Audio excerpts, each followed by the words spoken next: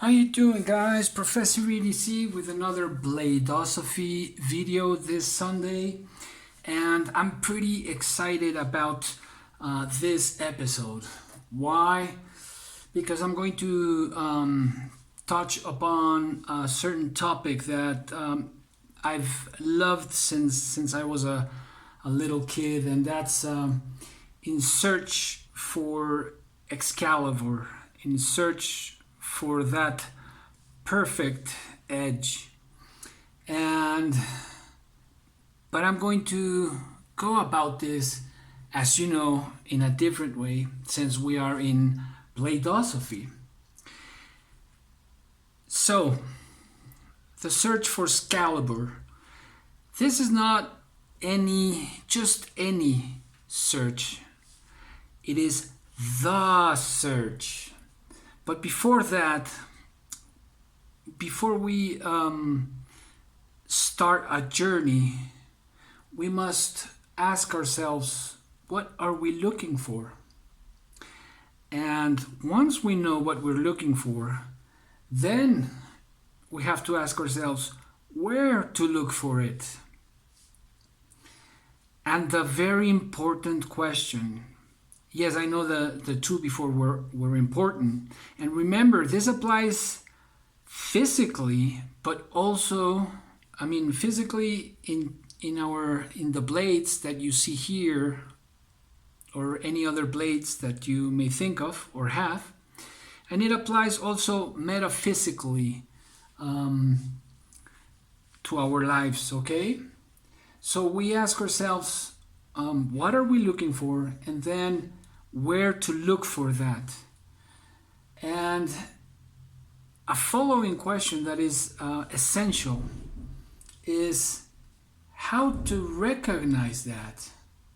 Because we may have it right in front of our noses, and we might not be able to recognize it. And that's just plain sad.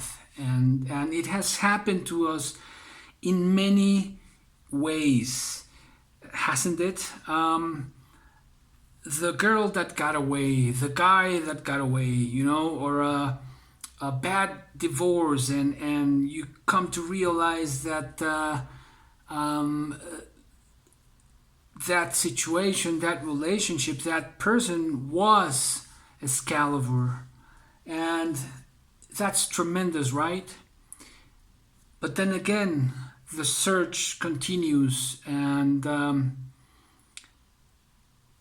it's so important to ask ourselves how to recognize Excalibur. My search has been a rather intimate process, a rather spiritual process, of personal development. And in the beginning, as I think in most of our cases, I just wanted a blade, or I just needed a blade because of some practical use. I needed, something that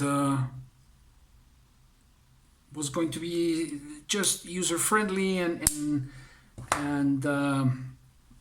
get me out of problems, or of the tasks I had at hand.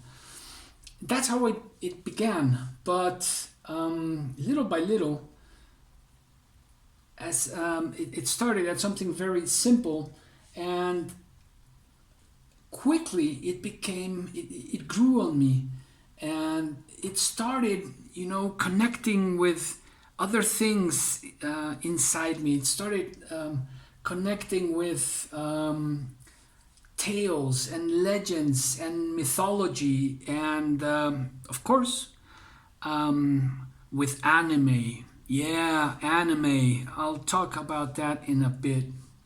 But it started with to connect with all that, and that is, I think, the basis of my life. The search for the Holy Grail, or the search for Excalibur, or any any type of transpersonal quest that we go in is a road, or is a journey between life and death, between light and shadow. It's a journey that it takes place on the razor's edge, right? Any pilgrimage, any honest pilgrimage, we know is going to take us to different places. Where we might end up, we're not sure. We aim, and that's why it's important to know what we're looking for and where to look for, and train ourselves to recognize that in order for us not to get lost. But we know we are going to go into the underworld of our psyche. Sorry. Because it's part of us. Because it's part of life. And we cannot and should not detach that from our lives. So whether it's Excalibur or the Grail, a knife, a folding knife, or whatever it is, I think it represents the search for perfection, right? The search for something pure and I don't know if it's said correctly, but incorruptible, something that you cannot corrupt. I think that our search is that search for the lost paradise, for nirvana, for genuine happiness. Nowadays, I think we have lost the way. Perhaps we didn't realize it, but I think in many examples we have lost the way. And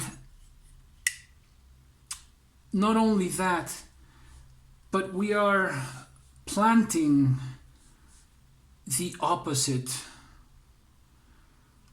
We have substituted that which we aimed for at some point, and we lost our path, and instead are planting the seeds of suffering. One of the most wonderful things I think humans had reached was a wonderful balanced level of ethics, a level of living with one another. And I think we are losing that. And not only that, but we can see anti-values being established as values. And today, more than ever, I think we have to recover and fight to recover that sacred in our lives, whether it is any religion or school of philosophy or atheists, but that sacredness or that meaningful way of living.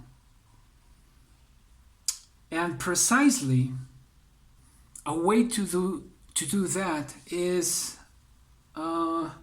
to remember and retell these stories of Excalibur, these wonderful legends that they taught us with their examples, whether they were good characters or the evil characters, but they taught us great lessons. And whether if it was in legends or tales or stories, mythology, how can we forget about so many characters? Arthur of Camelot, Hercules, Lancelot, Apollo, Jason and the Argonauts, Siegfried, natural spirits, gods, semi-gods, Jesus Christ, Buddha, and bodhisattvas, and just a whole universe of characters that taught us universal values and great paths to walk on, you know, the Skywalkers, if you want. But all of these stories had a beautiful meaning, and we are losing meaning. Many of these characters are just fictional, yeah, I know, but there are some that are historically characters that have walked among us, and we have forgotten or are forgetting about many of them, if not all. And that's where that's why I mentioned anime. I think it's important just to mention that anime is bringing a new mythology into our lives. So when some parents ask me, hey, do you think my son or my daughter, I should let him or her watch anime? Depends on what anime they're going to watch. Because of course there is, you know, crappy, meaningless, violent, and just like in movies or TV series, you know, or YouTube. But a lot of anime is bringing together different lines of thought and mythology and stories into modern life, and they are teaching those lessons that many of us did learn through books or through other people that told us these wonderful stories. And I think we have to retell these stories not only to our children but to ourselves in order to recover meaning and significance. And so every blade or my Excalibur is going to be different from yours. My path is different from yours, and each one of us is going to have a different path and a different Excalibur. And that's wonderful, isn't it? But we can all agree that we are in search for our Excalibur. And well, if you don't, nothing happens. That's just the way it is. But I am in that search. I am looking for my Excalibur physically and metaphysically. And I don't know if I'm going to find it in this lifetime. I don't know, it might take me 100 lifetimes.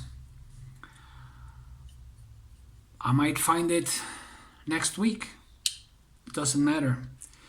But I am trying to train myself into recognizing it and what is it that I want, where I'm going to look for it, and who's going with me on that journey. And so I invite you to look into yourselves and to recognize that journey, that wonderful and exciting journey, and to walk this path together, each and every one of us in their own place, but definitely to change the reality that is taking over, change this shadow, this overwhelming shadow that is taking over the world. And let's fill it with our heroic journeys in this lifetime. That's it for today, and I want to thank you all, guys. You are part of my community. I'm part of yours, and I'm really honored by that. And I'm about to hit 1K subscribers, and I'm really happy. I cannot do a giveaway for my subscribers in the US, unfortunately, because it's something very humble that I am going to give away, and out of my own pockets, and to ask for you to pay for the shipping. You know, it's you'd be paying more for the shipping than for what I'm going to give away. I'm sorry. It's all I have right now. When things get better, and I hope they will, maybe things will change, and that's what I want.